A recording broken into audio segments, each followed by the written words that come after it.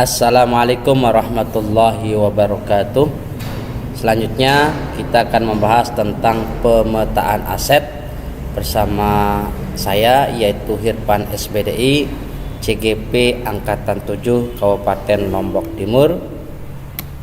Kemudian yang dibantu oleh atau didampingi oleh ibu pengajar praktik, yaitu Bunda Hernawati. Selanjutnya adalah Ibu Erni Isis Aisyah Amini MPD sebagai fasilitator. Kemudian kita lanjut kepada pendampingan individu pemetaan aset sekolah. Ya, tadi sudah ini. Oke, lanjut. Kita masuk di bagian tujuan pembelajaran khusus, yaitu CGP melakukan diskusi bersama kepala sekolah untuk mengidentifikasi aset yang dimiliki oleh sekolah. Kemudian dengan bapak ibu guru, kemudian serta murid yang akan mengidentifikasi, memetakan 7 aset utama yang dimiliki oleh sekolah. Selanjutnya kita akan lihat 7 aset yang perlu kita cermati.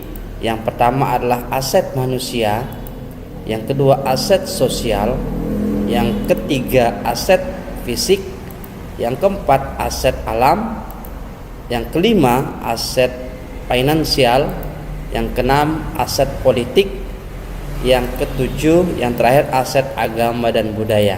Kita akan bahas satu persatu. Namun sebelum kita bahas, kita lihat dulu dokumen pemetaan asetnya. Yang pertama ada notulen diskusi, foto kegiatan, dan hasil pemetaan aset. Lanjut, kita lihat di sini, yaitu notulen diskusi dan kepala sekolah. Oke, ini nggak perlu dibaca, tinggal dilihat saja. Kemudian ini sama, yaitu foto kegiatan bersama Bapak Kepala Sekolah DRS Haji Artajab MPD. Kemudian begitu juga dengan notulen diskusi dengan guru. Ini kemudian foto kegiatan dengan rekan-rekan Bapak Ibu guru. Selanjutnya ini notulen diskusi dengan siswa. Kemudian foto kegiatan diskusi dengan siswa atau murid. Dan yang terpenting di sini adalah hasil pemetaan aset atau kesimpulan hasil diskusi bersama kepala sekolah, guru dan murid. Yang pertama kita akan membahas tentang kesimpulan dari modal kemanusiaan. Pertama dari segi murid, kemudian guru, staf, dan kemudian kepala sekolah. Di murid kita akan mencoba memberdayakan 987 murid dengan maksimal sesuai minat dan bakat.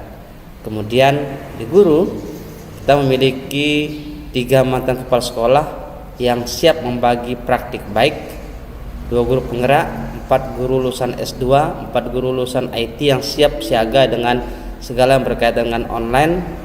Kemudian 20 guru muda fresh graduate, 25 guru di bawah usia 50 tahun, kemudian ada staf tata usaha, kemudian kepala sekolah yang paling penting dengan segudang pengalaman kepala sekolah, mampu sebagai leader, motivator, supervisor, pengambil keputusan, manajerial, fasilitator yang bertanggung jawab, selalu mendukung program pemerintah termasuk VGP, memberi kesempatan guru untuk mengembangkan diri. Selanjutnya kita akan membahas tentang hasil pemetaan aset yang berkaitan dengan modal aset atau modal sosial. Di sini kita perhatikan, yaitu pertama, hubungan sosial terjalin antara warga sekolah dengan masyarakat sekitar Mas Bagi. Kemudian kegiatan bakti sosial dilaksanakan dengan masyarakat setiap tahun dalam mendukung kepedulian sosial warga sekolah. Selanjutnya yang ketiga, adanya program sekolah atau kegiatan sosial yang diadakan oleh sekolah atau luar sekolah. Kemudian ada organisasi yang diikuti oleh guru dan karyawan sekolah maupun di luar sekolah. Kemudian modal sosial yang keempat, yaitu melakukan kerjasama dengan salah satunya atau beberapa hal. Yang pertama yaitu SMA bersekitar untuk mengimbaskan IKM, kemudian puskesmas kita dalam urusan kesehatan, PMI dalam hal donor darah, Polsek, Polres dalam ketertiban dan disiplin murid, Koramil dalam ketertiban dan disiplin murid, Bank NTB, Bank BNI, Bank BKKBN dalam hal sekolah siaga kependudukan, masyarakat sekitar dalam pemantauan murid di sekitar sekolah, pegawai BGV NTB dalam studi kasus pembelajaran berdiferensiasi. Lanjut, kita lihat di pemetaan yaitu hasil modal fisik. SMA 1 Mas Bagi terdapat atau memiliki adanya fasilitas tempat belajar yang representatif, yaitu terdiri dari 2 lantai sebanyak 34 rombel yang mampu menampung murid dalam jumlah banyak yang diperuntukkan dalam proses belajar mengajar, kantor guru, kantor TU dan kepala sekolah, lobi, perpustakaan, ruang baca, laboratorium, kantin, UKS, musola sebagai laboratorium agama, ruang OSIS, tempat parkir yang luas, gazebo atau beruga, tempat duduk santai dan sebagai tempat literasi. Kemudian sarana prasarana, tersedia jaringan internet stabil yang memadai di hampir semua ruang dan internet khusus di perpustakaan untuk murid, air PDAM dan air tanah yang sangat melimpah. Kemudian kita lihat di hasil pemetaan modal alam. Di Kecamatan Mas Bagi memiliki 3 pasar besar, yaitu Pasar Kering Mas Bagi, Pasar Baru Mas Bagi, dan Pasar Pak Motong, dan ratusan ruko sampai kios-kios kecil yang memungkinkan dan bisa dimanfaatkan untuk kegiatan P5, yaitu kewirausahaan. Kemudian yang kedua, air tanah yang sangat melimpah yang dimanfaatkan untuk suplai air di seluruh lingkungan sekolah. Kemudian yang 3, ada Waterpark DV, Dangar Village Waterpark yang berada di Desa Dangar, Kecamatan Mas Bagi, yang bisa dimanfaatkan untuk latihan renang ketika belajar materi renang di Mapel Penjas Orkes. Kemudian lapangan rumput, basket dan lapangan voli yang bisa dimanfaatkan juga untuk kegiatan mengaji pagi, upacara pramuka dan ekskul lainnya. Kemudian kita lihat di modal finansial, yaitu terdiri dari dana BOS, dana komite, dana PIP, sewa kantin yang bisa digunakan untuk sosial, infak Jumat, digunakan untuk pengembangan musola, ikatan alumni, serta modal finansial yang berasal dari dukungan dana pemerintah berupa bantuan yang dimanfaatkan bagi keberlangsungan kegiatan belajar seperti DAK untuk pembangunan gedung baru.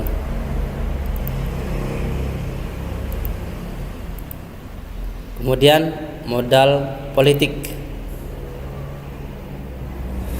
Mas Bagi yaitu berdekatan, atau SMA 1 Mas Bagi berdekatan dengan kantor pemerintahan, yaitu kantor desa dan kecamatan. Lokasi sekolah juga berdekatan dengan Koramil. Kemudian 3, sebagai sekolah penggerak yang akan memberi percontohan kepada sekolah lain, sekolah sekitar MOU dengan beberapa pihak terkait, memiliki koneksi dengan Pusdatin sehingga dapat mendapatkan informasi lebih cepat terkait pemanfaatan akun belajar dan pengembangan diri guru melalui pelatihan-pelatihan. Di Kecamatan Masbagi terdapat 2 orang anggota DPRD provinsi dan 5 anggota DPRD kabupaten yang selalu mengawal mutu dan kualitas sekolah. Selanjutnya kita akan membahas tentang hasil analisis dari modal agama dan modal budaya atau aset agama dan aset budaya. Ya, yang pertama adalah yang bisa diidentifikasi. Satu, SMA 1 Masbagi berdekatan dengan pesantren dan tempat ibadah. Yang kedua, hubungan baik dengan para pemuka agama di sekitar sekolah sehingga para pemuka agama sering diundang dalam acara keagamaan dan perayaan hari besar keagamaan. Yang ketiga, keberagamaan dalam beragama seperti mengadakan kegiatan spiritual camp yang diisi dengan khatmil Quran, sholat tasbih dan zikir 1000 bagi siswa kelas 12 sebelum dilaksanakan ujian sekolah. Selanjutnya yaitu mengadakan kegiatan PHBI seperti peringatan Maulid Nabi Muhammad SAW, Isra Mi'raj dan Nuzul Quran, dan kegiatan rutin pagi yang diawali dengan mengaji pagi di tengah lapangan, sholat duha, sholat zuhur berjamaah, serta kegiatan kultum selesai sholat atau yang disingkat dengan cermin atau ceramah 5 menit. Kemudian yang keempat yaitu rutin melaksanakan lebaran ketupat sebagai budaya khas Lombok. Kemudian yang kelima, kreativitas murid yang tinggi dimanfaatkan untuk mendukung kebudayaan seperti gendang belek, tari, pencaksilat, belanjakan yaitu seni bela diri seperti MMA, kemudian serta presian menjadi ikon Lombok yang sangat terkenal. Selanjutnya kita akan membahas tentang rencana tindak lanjut. Melalui pemetaan aset yang telah dilaksanakan bersama warga sekolah, CGP berharap aset yang ada dapat dijadikan kekuatan. Sekali lagi, bisa dijadikan kekuatan sekolah untuk meningkatkan kualitas pembelajaran yang berdampak pada murid guna mencapai pendidikan yang menghasilkan peserta didik atau murid yang memiliki kepemimpinan secara mandiri. Untuk itu perlu adanya evaluasi untuk menjalankan program agar berjalan secara maksimal. Demikian, terima kasih. Assalamualaikum warahmatullahi wabarakatuh.